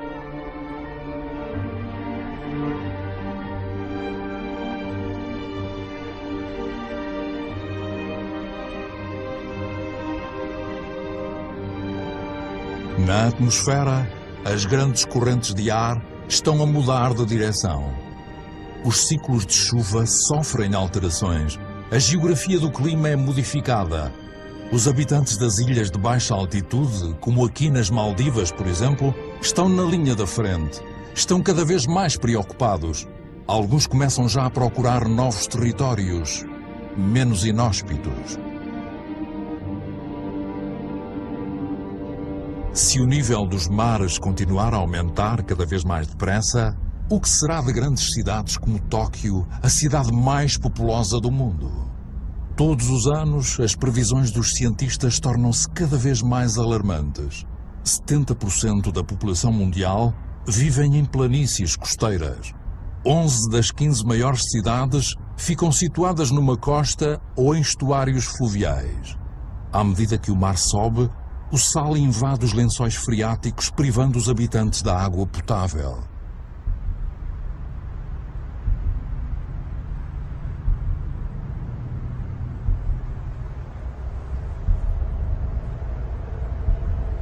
Os fenómenos migratórios são inevitáveis. A única incerteza prende-se com a sua escala.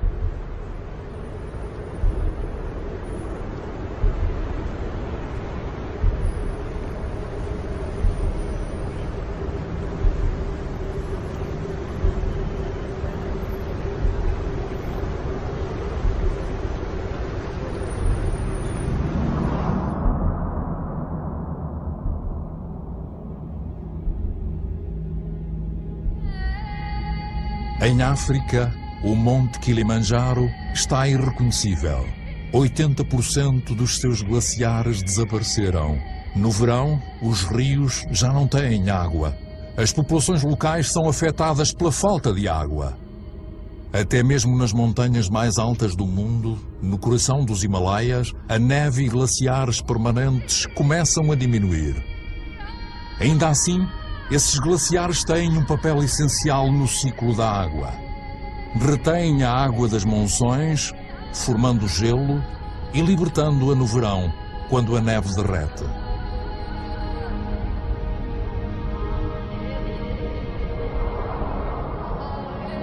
Os glaciares dos Himalaias são a fonte de todos os grandes rios asiáticos: o Indo, o Ganges, o Mekong, o Yangtze-Kiang. 2 mil milhões de pessoas dependem deles para poderem beber água e irrigar as suas colheitas, como é o caso do Bangladesh. Situado no delta do Ganges e do Brahmaputra, o Bangladesh é diretamente afetado pelos fenómenos que ocorrem nos Himalaias e pelo aumento do nível do mar. Este é um dos países mais populosos e pobres do mundo. Já está a ser assolado pelo aquecimento global. O impacto combinado das cheias e furacões, cada vez mais dramáticos, pode fazer com que 1/3 da sua massa de terra desapareça. Quando as populações são sujeitas a estes fenómenos devastadores, acabam por se mudar. Os países ricos não serão poupados. As secas estão a afetar todo o planeta. Na Austrália, metade da terra arável já está a ser afetada.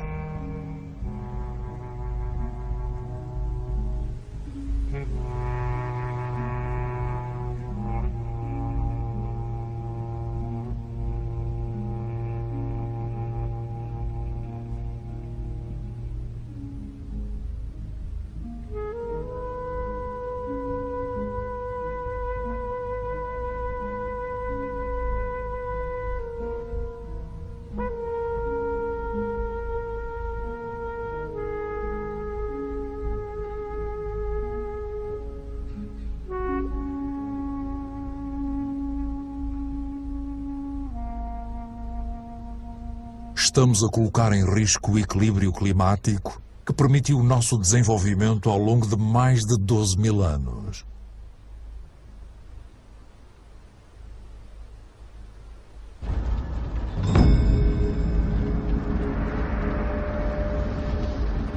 Cada vez mais fogos incontroláveis invadem as grandes cidades. Como consequência, agravam o aquecimento global. À medida que as árvores são queimadas, vão libertando dióxido de carbono. O sistema que controla o nosso clima foi severamente lesado. Os elementos nos quais este se baseia foram afetados.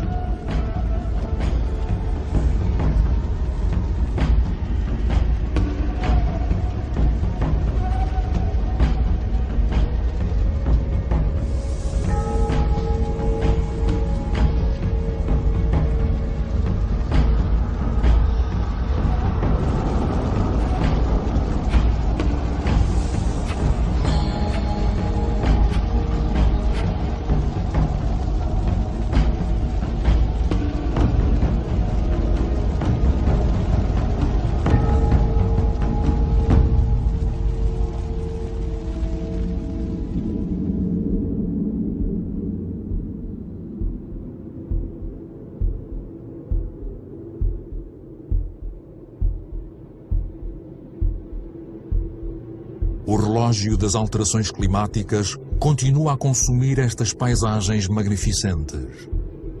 Aqui na Sibéria e noutros locais do globo, faz tanto frio que o solo está constantemente congelado. É conhecido como gelo perpétuo.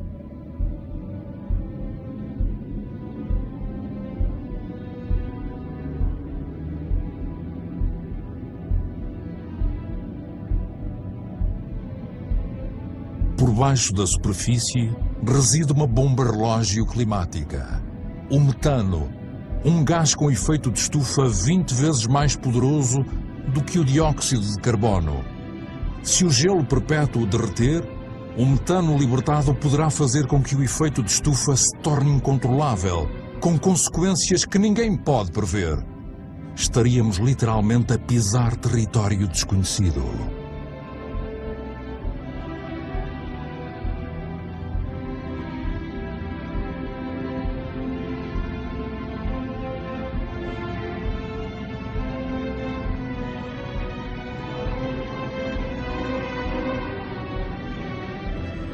A humanidade tem pouco mais de 10 anos para inverter a tendência e evitar pisar este território. A vida na Terra como nunca a imaginamos.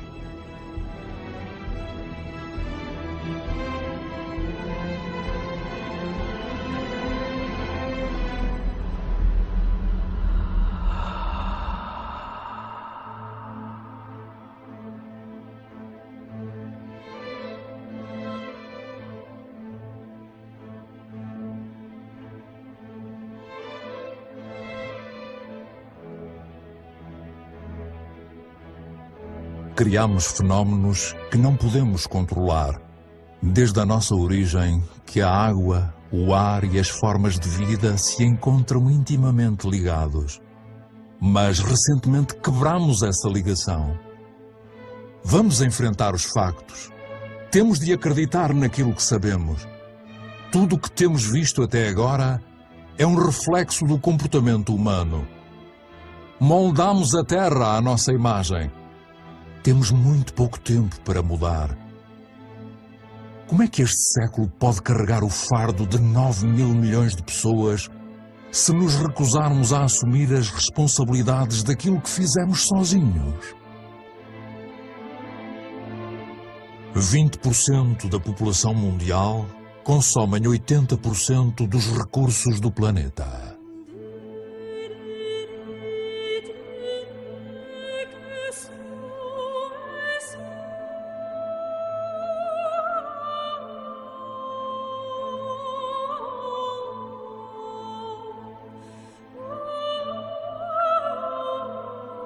O mundo gasta 12 vezes mais em armas do que a ajudar os países em desenvolvimento.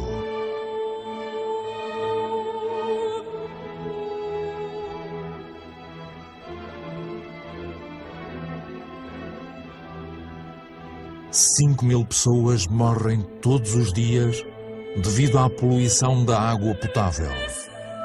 1.000 milhões de pessoas não têm acesso à água potável.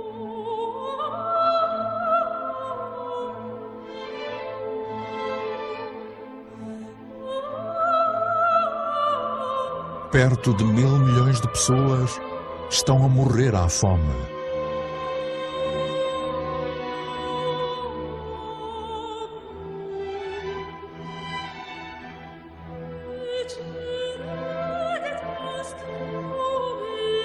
Mais de 50% dos cereais comercializados em todo o mundo são usados para alimentar animais ou para produzir biocombustíveis.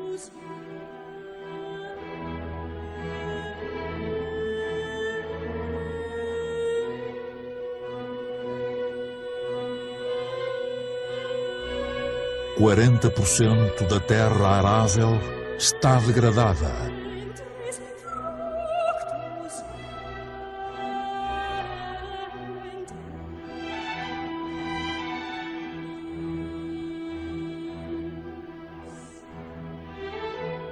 Todos os anos, 13 milhões de hectares de floresta desaparecem.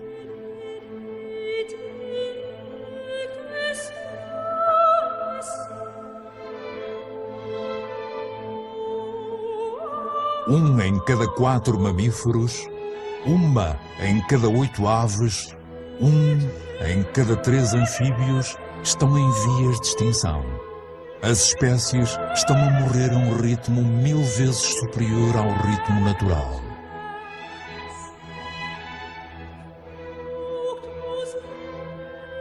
Três quartos das zonas de pesca estão esgotados, reduzidos ou correm esse risco.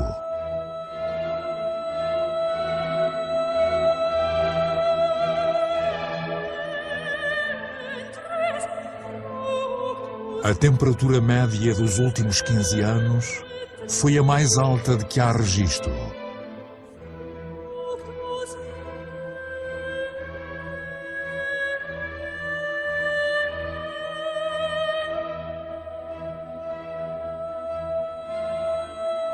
A calota de gelo perdeu 40% da sua espessura em 40 anos.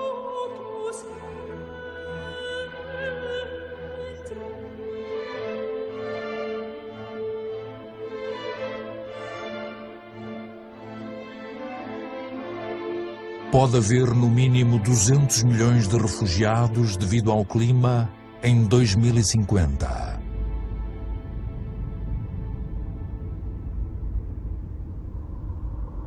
O preço das nossas ações é elevado. Outros pagam o preço sem terem um envolvimento ativo. Eu já vi campos de refugiados do tamanho de cidades, estendendo-se pelo deserto. Quantos homens, mulheres e crianças serão deixados pelo caminho amanhã? Será que temos sempre de construir muros para quebrar a cadeia da solidariedade humana, separar os povos e proteger a felicidade de uns da miséria dos outros? É tarde demais para ser pessimista. Eu sei que basta um ser humano para derrubar todos os muros. É tarde demais para ser pessimista. Em todo o mundo, 4 em cada 5 crianças frequentam a escola. Nunca a educação chegou a tantos seres humanos. Toda a gente, do mais rico ao mais pobre, pode dar o seu contributo. O Lesoto, um dos países mais pobres do mundo, é proporcionalmente aquele que mais investe na educação do seu povo. O Catar, um dos estados mais ricos do mundo, abriu as suas portas às melhores universidades. A cultura, a educação, a investigação e a inovação são recursos inesgotáveis. Fazendo face à miséria e ao sofrimento, milhões de Yong provam que a solidariedade entre os povos é mais forte do que o terrível egoísmo das nações. No Bangladesh, um homem pensou o impensável e fundou um banco que só empresta aos pobres. Daqui a apenas 30 anos, terá mudado a vida de 150 milhões de pessoas em todo o mundo. A Antártida é um continente com imensos recursos naturais que nenhum país pode reclamar. É uma reserva natural consagrada à paz e à ciência.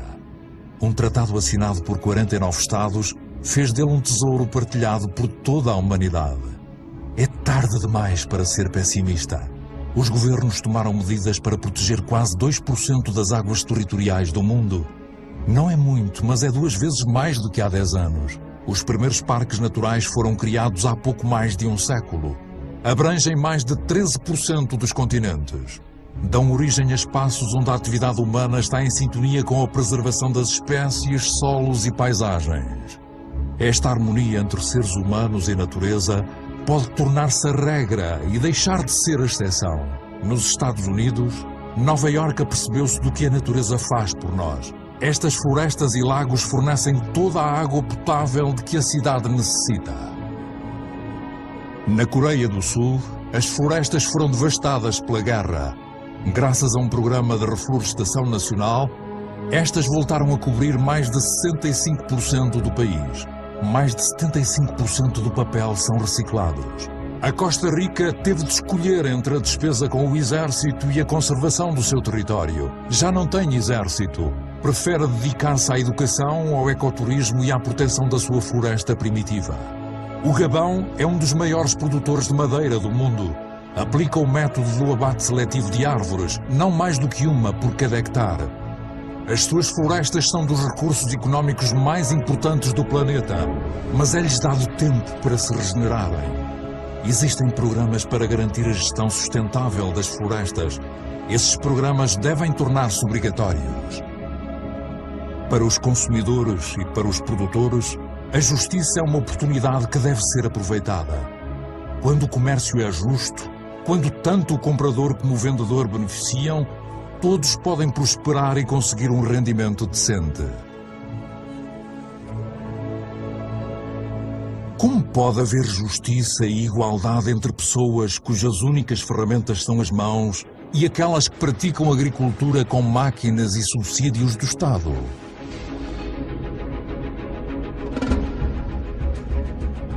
Sejamos responsáveis, consumidores. Temos de pensar naquilo que compramos. É tarde demais para ser pessimista. Eu vi a agricultura à escala humana. Pode alimentar o planeta inteiro se a produção de carne não tirar a comida da boca das pessoas. Já conheci pescadores que cuidam daquilo que pescam e que protegem as riquezas dos oceanos. Já vi casas que produzem a sua própria energia. Há 5.000 pessoas a viver no primeiro bairro amigo do ambiente em Friburgo, na Alemanha. Há outras cidades que fazem parte do mesmo projeto. Mumbai é a 1000ª cidade a juntar-se a ele. Os governos da Nova Zelândia, Islândia, Áustria, Suécia e outros países fizeram do desenvolvimento de fontes de energia renovável a prioridade máxima. Eu sei que 80% da energia que consumimos vem de fontes de energia fósseis. Todas as semanas, só na China, são construídas 2 novas centrais elétricas alimentadas a carvão. Mas também já vi na Dinamarca um protótipo de central alimentada a carvão que liberta o carbono para o solo, em vez de o fazer para o ar. Será uma solução para o futuro? Ainda ninguém sabe. Já vi na Islândia uma central elétrica alimentada pelo calor da terra, a energia geotérmica. Já vi uma cobra do mar a flutuar na arrebentação para absorver a energia das ondas e produzir eletricidade.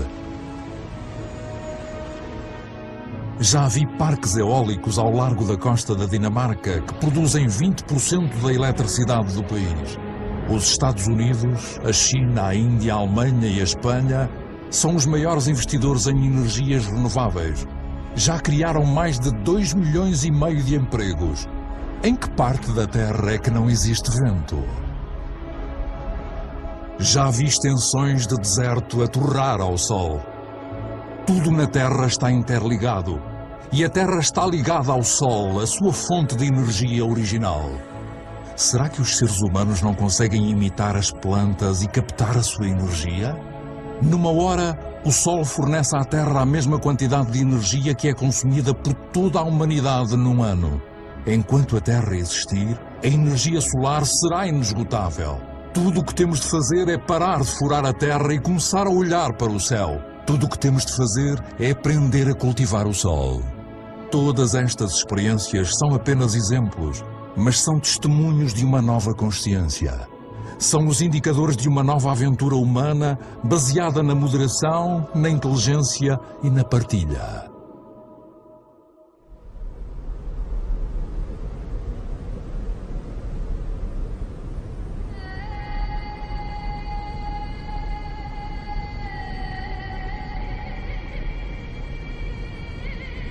Está na hora de nos unirmos.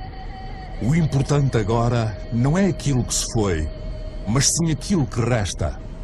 Ainda temos metade das florestas do planeta, milhares de rios, lagos e glaciares, e milhares de espécies que prosperam. Nós sabemos que atualmente existem soluções. Todos temos o poder para mudar. Do que estamos à espera?